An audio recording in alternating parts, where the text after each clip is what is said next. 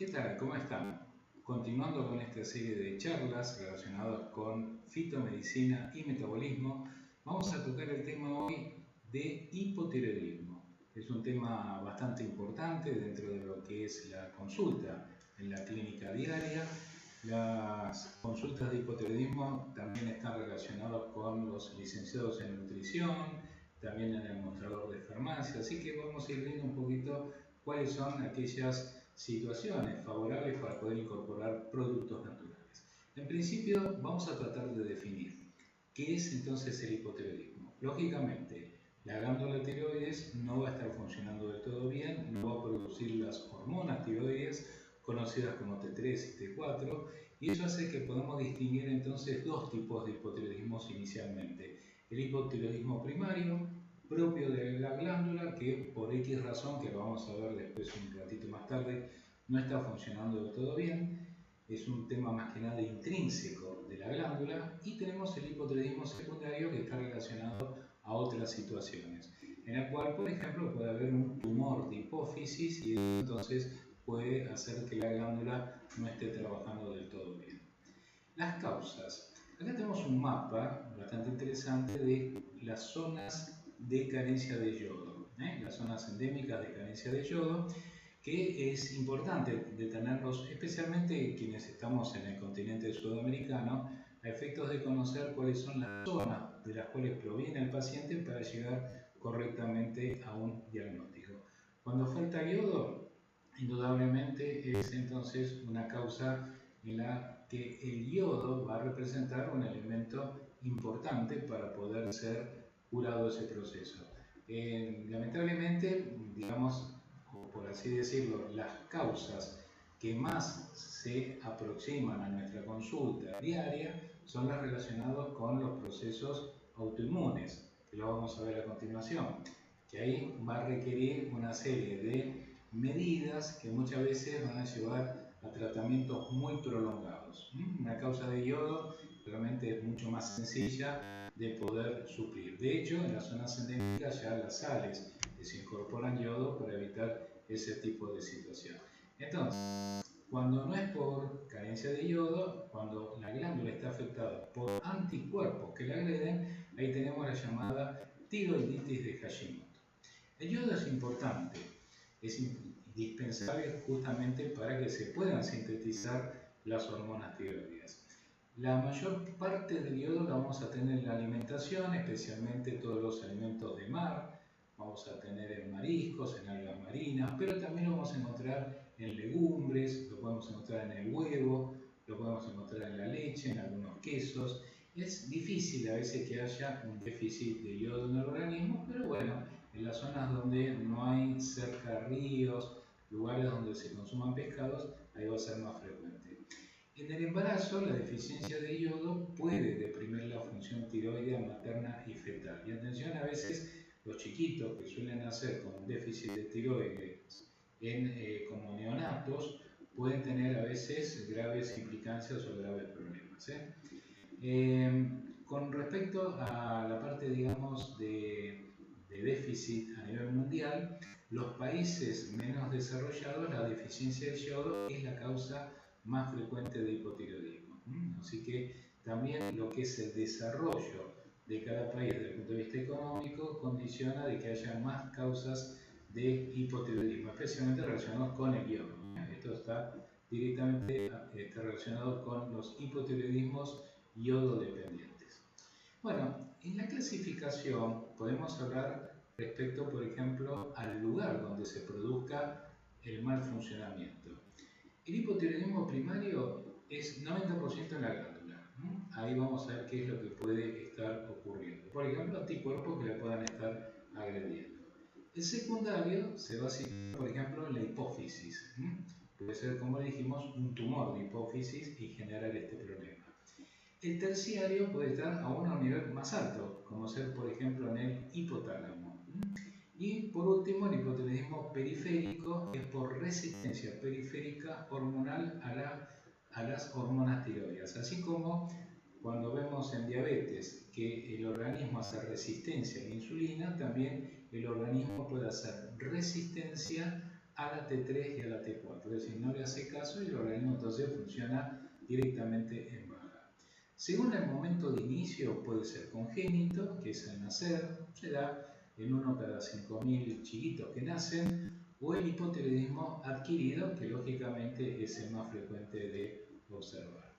Según la evolución clínica, tenemos el subclínico y el clínico propiamente dicho. Subclínico es el 70% de los hipotiroidismos primarios. Es un hipotiroidismo que a veces cursa con poca sintomatología. Cuando es ya clínico manifiesto, puede ser clínico leve o directamente clínico manifiesto con toda la parafernalia de síntomas. La incidencia del hipotiroidismo clínico es del 0,41 a 1,8% para las mujeres y 0,06 a 0,1% para los hombres. Como pueden ver, es muy baja la incidencia.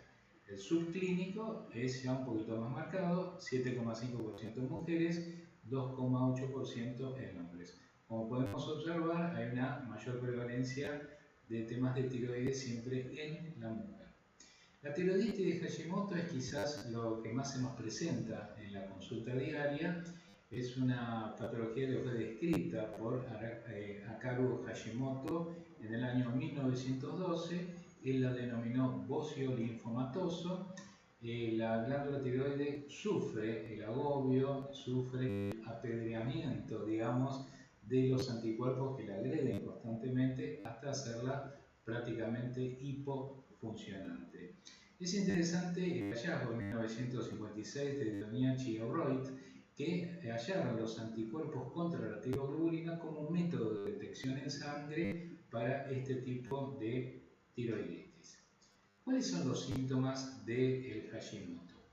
Un comienzo insidioso, a veces solapado, puede cursar con retención un poco de líquido, a veces en las piernas, cansancio, pero bueno, nada que por ahí haga presagiar de que tengamos ya un hipotiroidismo instalado. El aumento paulatino de peso, colindante con el aumento del colesterol, eso lo vemos muchas veces en sangre, que de pronto el paciente dice, no, me cuido con la dieta, pero me subió el colesterol. Bueno, son elementos a tener en cuenta. Fatiga y cansancio son elementos bastante cruciales en la parte clínica. Estreñimiento. En los temas de Hashimoto hay alteraciones de la flora. Recuerden esto permanentemente. En todos los procesos autoinmunes, la flora o la microbiota intestinal juega un rol muy importante. Por lo tanto, entonces, en Hashimoto, al ser autoinmune, iba a haber también un compromiso de la flora. Y esa flora, al estar comprometida, puede generar constipación. La piel se pone seca, hay edemas, especialmente en miembros inferiores, intolerancia al frío, alteraciones menstruales, los ciclos ya se desorganizan un poco, bradicardia, el corazón empieza a latir un poquitito por debajo de 60, 70, a veces está en un ritmo bajo, por ahí tenía 90 de frecuencia cardíaca y ya de pronto arranca en 70, que de pronto 70 todavía es normal, pero tenemos que tener siempre en cuenta cuáles eran los valores anteriores. Pelo frágil, y a veces es un síntoma, un hallazgo muy característico, es la pérdida de la colita de las cejas. Eso a veces es bastante patognomónico. Muchas veces se asocia a fibromialgia, también a artritis reumatoidea, a enfermedad celíaca y a otras enfermedades autoinmunes. Las formas subclínicas muchas veces no presentan demasiados síntomas, por eso las tenemos que buscar en los análisis de sangre, ecografía, etc. En cuanto a la epidemiología, el Hashimoto es la causa más común de hipotiroidismo con una frecuencia muy alta en la mujer, casi 15 a 20 a 1. Parecido a lo que es la fibromialgia, que también tiene 15 a 20 a 1 en, en frecuencia a favor de la mujer. Puede aparecer a cualquier edad, pero con preferencia entre los 30 y los 50. Es decir, es raro que aparezca un hipotiroidismo a los 20. Muy raro, generalmente no lo hay, salvo que sea por déficit de yodo. Pero en la edad más, digamos, entrando en la madurez, suele ser lo que más vemos a menudo. No hay diferencias sustanciales entre los distintos países en cuanto a la epidemiología, ya sea en Asia o en Estados Unidos, en Argentina, México, etc. La incidencia poblacional sigue siendo más o menos la misma. Es muy frecuente en los chiquitos con síndrome de Down. Realmente veo que los chiquitos con síndrome de Down suelen ser gorditos, les cuesta de pronto, digamos, hacer actividad física, tienen cierto sedentarismo, entonces, bueno, lógicamente hay excepciones, pero en la mayoría de los casos tienden a acumular colesterol y eso puede ser a veces un problema a nivel cardíaco. Muchos pacientes Down a veces funcionan por causas de fallo cardíaco. Bueno, hay que visualizar el cuello, esto es fundamental. No siempre vamos a ver el cuello así tan marcado, pero siempre hay que hacer una palpación de cuello cuando tengamos alguna duda al respecto. El diagnóstico diferencial. Bueno, en principio, con el hipotiroidismo idiopático o primario, que es muchas veces por déficit de yodo. En este caso, como el yodo es el causante y no hay anticuerpos que estén agrediendo, entonces no va a haber anticuerpos positivos. Por lo tanto, eso es un elemento diferencial. Hay un elemento a veces hereditario predominante, especialmente cuando la gente que nace en el lugar carente de yodo sigue permaneciendo en ese lugar, no se mudan a otros lados, entonces termina siendo como un carácter hasta hereditario desde ese punto de vista. El otro diagnóstico tendría que ser con el hipertiroidismo, que es justamente la enfermedad de Graves-Basedow. En el hipotiroidismo vamos a tener los ojos saltones, el exoftalmos. Realmente uno mide el exoftalmos a través de colocar al paciente en cara lateral y se coloca el dedo que bordee justamente los pelitos de la pestaña, y si el ojo está con protrusión va a tocar nuestra piel en el dedo. Entonces eso ya nos va a decir que estamos en presencia de un exoftalmos. Va a haber lógicamente bocio, la glándula va a estar aumentada de tamaño en el cuello. ¿Cuáles son los exámenes complementarios a pedir? Bueno, anticuerpos. Lógicamente, si estamos pensando en Hashimoto, los anticuerpos van a estar positivos. En este caso vamos a tener anticuerpos antitiroglobulina, anticuerpos antifracción microsomal. Ya no se piden tanto, pero yo muchas veces lo pido también, lo sigo pidiendo. Anticuerpo antirreceptor de TSH, anticuerpos antiperoxidasa, pedimos T3, T4, T4 libre, TSH, pedimos colesterol, que sabemos que puede estar asociado, ¿no?, en aumento, una ecografía de la glándula tiroides, y si a pesar de todo esto tenemos alguna duda, por ejemplo, podemos decir, ¿no será un cáncer de tiroides? Bueno, recién ahí podemos pedir entonces una biopsia. Diagnóstico en sangre. ¿Qué vamos a tener en hipotiroidismo y especialmente en el hipotiroidismo de Hashimoto, que es lo que estamos viendo? TSH elevado. Lógicamente, la tirotrofina está elevada porque como no hay respuesta, no hay secreción de T3 y T4, entonces ella está trabajando por demás a ver si logra fabricar T3 y T4. Entonces empieza a incrementar, pero no lo logra. Por eso está elevada y la T3 y la T4 van a estar bajas. ¿Qué pasa? ¿Por qué no lo logra? Porque hay anticuerpos que están agrediendo permanentemente a esa glándula. Vamos a tener los positivos, generalmente los antiperoxidasa y los antitiroglobulina. Estos dos anticuerpos son fundamentales para que se pueda generar T3 y T4.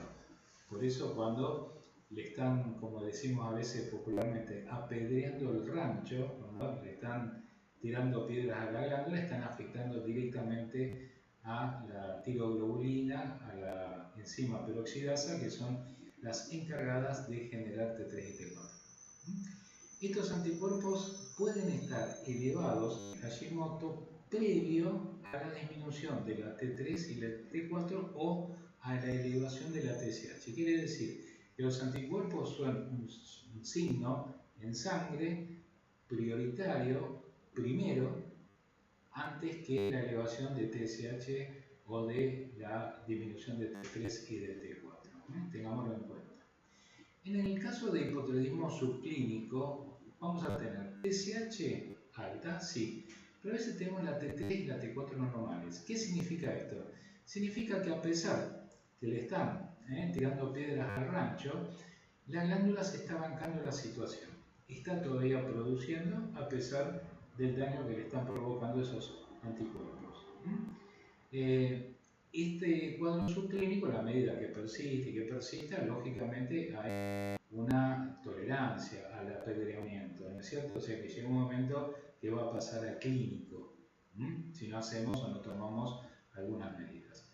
Después tenemos el clínico leve, donde hay TSH alta, pero T4 baja con la T3 normal. Es decir, la glándula se va bancando la situación, ya no responde tanto con la T4, pero sí todavía con la T3. Y ya en clínico manifiesto ya tenemos TSH alta, T4 baja, T3 baja. Tratamiento convencional. El tratamiento va a ser, lógicamente, y todos conocen, con levotiroxina. Generalmente se utiliza la T4 en esas dosis que van de 25 hasta 120 microgramos. En algunas ocasiones puede ser más también, pero básicamente ese es el rango de dosaje. Se suele tomar en ayunas y el tiempo de tratamiento, según los endocrinólogos, siempre va a ser de por vida. En alguna situación puede ir acompañado de corticoides o puede ir acompañado también de beta bloqueantes. ¿Cuáles son las complicaciones que tiene el tratamiento con T4? Por lo general, las complicaciones por lo general son por sobredosis, es decir, porque no estamos con la dosis adecuada. Si no está la dosis correcta, entonces vamos a tener reducción de la densidad mineral ósea, hay un aceleramiento de la osteopenia con pasaje a osteoporosis. Recordemos que la mujer que suele estar afectada desde el punto de vista de la edad es la mujer que está a veces entre los 30 y los 50. Muchas de ellas, ya entrando en menopausia, como sabemos, va a haber alteraciones en la calcificación de los huesos. Puede haber aumento de la frecuencia cardíaca, puede haber hipertrofia del miocardio, producto a veces también de ese aumento de la frecuencia, puede haber hipertensión arterial, arritmias, es decir, la complicación de la sobredosis de levotiroxina va a estar muy direccionada a veces con el corazón, a tenerlo presente. Por eso, cada 6 meses conviene ir haciendo los chequeos de cómo va el tratamiento con levotiroxina. Bueno, vamos a ver las alternativas naturales también. Esto no significa que uno pueda dejar, digamos, la levotiroxina y decir, bueno, me voy a dedicar a esto. A ver, yo lo que les doy son herramientas en base a ensayos clínicos que se han hecho para que después cada uno pueda ver si lo puede incorporar o no. Muchas veces lo que hacemos, y es un poco mi experiencia, tratamos de dar este tipo de productos, a lo mejor junto con la levotiroxina, y vamos viendo con el tiempo de ir reduciendo la levotiroxina. Eso lleva un tiempo de bastantes meses, incluso años, y luego con el tiempo vemos si a lo mejor, si la cosa va bastante bien, subir más la dosis de nuestros productos naturales y llevar un mínimo la concentración de levotiroxina. Pero bueno, eso se va viendo a través de los ensayos, de los análisis clínicos que vayamos haciendo. Las algas marinas van a dar respuesta más que nada en los hipotiroidismos por déficit de yodo, porque son la fuente de yodo. Fucus, espirulina, wakame, laminaria, nori, funori. ¿El alga veneno se lo puedo dar en el hipotiroidismo de Hashimoto? Sí, pero el Hashimoto no es por déficit de yodo, así que no va a ayudar demasiado. Tengámoslo presente. El selenio sí, vamos a ver que tiene implicancia en todo esto. 200 microgramos diarios es un gran protector de la glándula, es decir, es el que se pone frente a las piedras que tiran los anticuerpos. El boro se ha visto que la gente que tiene carencia de boro suele tener más predisposición a el hipotiroidismo de Hashimoto. Lo mismo que los déficits de vitamina D. Por eso boro y vitamina D suelen darse por carencia de ambos. En el caso del boro se da 1 o 2 miligramos al día, en el caso de la vitamina D 5.000 unidades diarias, y recordemos, siempre pedimos vitamina D en el organismo a ver cómo está. El paciente está bien con la vitamina D en sangre entre 30 y 50 o 60 microgramos por mililitro, entonces no hace falta suministrarle más. Hay otros tratamientos que no son en base a plantas, por ejemplo los hidrolizados de tiroides, que son extractos de glándulas provenientes de terneros, es un poco lo que era la celuloterapia, y en este caso son hidrolizados o lisadoterapia, porque la celuloterapia real se da en forma inyectable, se da por ejemplo en un instituto en el lago Lehmann, en Suiza, que es muy famoso. Es una clínica donde van muchos famosos a hacer tratamientos de rejuvenecimiento. Bueno, en este caso, digamos, lo que tenemos acá que podemos conseguir son los lisados en forma de gotitas. Se suelen tomar con un poco de agua, unas 80 gotas en ayunas, o una ampollita bebible en ayunas. Esto se consigue en farmacias. Hay dos laboratorios que hacen lisados o hidrolizados de todo tipo de órganos. Hay hidrolizados de cerebro, de corazón, es decir, cada vez que hay un órgano que esté fallando un poco, los hidrolizados pueden dar respuesta, reforzar la actividad de ese órgano. La homeopatía a través de tiroidinum a la 12 decimal, por ejemplo, es una posibilidad. Los homeópatas manejan este tipo de medicación, que sea en forma de globulitos o en forma de gotas. Bueno, acá tenemos un trabajo muy interesante de selenio con levotiroxina versus levotiroxina sola. Y se vio que cuando adicionamos selenio a la levotiroxina, los resultados son superiores respecto a la levotiroxina sola. Por ejemplo, se ha visto cómo se vio eso. Reducción de los anticuerpos. Por lo general, cuando los anticuerpos están altos, es muy difícil que vuelvan a cero, a la normalidad. Los podemos bajar, pero muy difícil que los podamos tener en punto cero. Pero el hecho que los podamos bajar de los niveles altos de agresión a niveles bajos, ya de por sí es un adelanto. Acá tenemos también otro trabajo, 192 pacientes con Hashimoto, con niveles de TSH menores a 10 microunidades por litro. Bueno, la mitad recibió selenio-metionina, que es una forma orgánica de dar el selenio, que tiene muy buena absorción, muy buena distribución. En este caso se dio durante 4 meses, el otro grupo recibió placebo, y en el caso de los pacientes que recibieron selenio-metionina, lograron resultados bastante significativos porque retornaron a condiciones de eutiroidismo. En este caso, no todos, un 17% de los participantes volvieron a situación de normotiroideo, siendo Hashimoto. Uno dirá, no es mucho el porcentaje. Bueno, pero atención, son pacientes que zafaron de tomar la levotiroxina de por vida. Así que, a tenerlo presente. Productos, no tenemos a veces selenio-metionina en nuestro mercado, pero bueno, los hay a nivel de suplementos en mercados internacionales. Conseguimos, lógicamente, acá selenio, que puede ser administrado, pero quizá la mejor forma es esta, la de selenio-metionina. Bueno, el mioinositol también es otro producto muy interesante, es un polialcohol que está presente en semillas, en algunos frutos secos, en algunas verduras. En el caso del mioinositol suplementado con selenio, también ha dado buenos resultados en el hipotiroidismo subclínico de Hashimoto. Ahí tienen las dosis que se dieron, 168 pacientes, de los cuales una mitad recibió 600 miligramos de mioinositol y selenio 83 microgramos. El otro grupo solamente selenio. Y cuando se analizaron los resultados, el grupo mioinositol y selenio tuvo resultados mejores que el grupo selenio solo. Ya tenemos entonces los productos con mioinositol. Ya tenemos otro trabajo con una planta, en este caso Bacopa monnieri. Bacopa es una planta de la medicina ayurveda muy empleada para trastornos cognitivos. Hay 3 plantas que se están usando muchísimo hoy para los problemas de memoria, aprendizaje, reflejos. Son las llamadas drogas nootrópicas, es decir, drogas que van al cerebro a estimular la función neuronal. Y dentro de esas drogas vegetales tenemos entonces el Ginkgo biloba, que es muy conocido por todos, o sea, la principal por su antigüedad.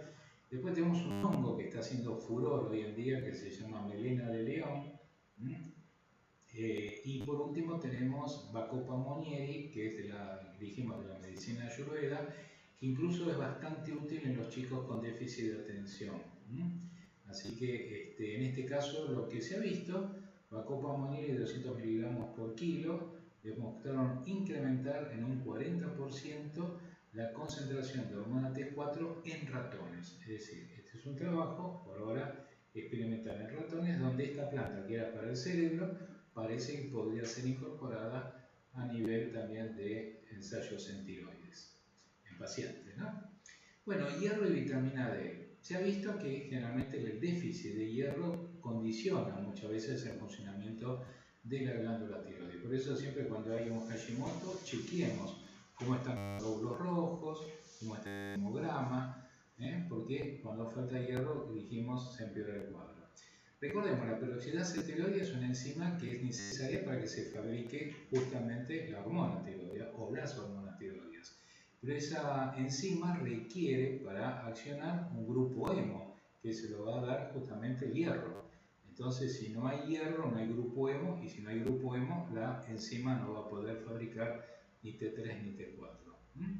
Atención, las mujeres que tienen metrorragias a menudo, o que tienen trastornos gástricos, intestinales que generan pérdidas, bueno, tienen que chequear siempre que haya una buena concentración de hierro.